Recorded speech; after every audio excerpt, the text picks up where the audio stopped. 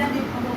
Mga so far, yung mga kuwan, may mga kiluhan na kasi. Kaya sa dapat kasi ng dagko, ang lalad kasi hindi rin kikilo, ang bugtingan siya. Yung mga nagpapalagay nila sana yung classify ang klase ng isda with particular designated prices per kilo.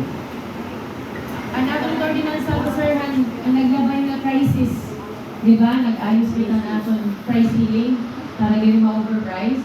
Kasi mas mabay ka sa kilo, kung halimbawa complete, para i-quarta, kung halimbawa 100, kung sinakumpot mo, kung half, masang pagod sila para makikwarta. Sige sir, sugad na lang yun. Since dito naman na yung mababato niya, maupay ang yung promo, pwede na itong igpakiana. Kasi kung ato ito yung ipupush, mag-iwo kami ng sa para ng market, public market. And also, public market po ito ha. Kaya mo nag-debate sa Facebook na private na ko niya. Public market na yan. Parang nanihan mga consumers, permanente itong check retailer. Tama. May support ito. Kaya may separate na fund talaga para yung mga pagpapangko kung anong ikakaupay ko ha katawan.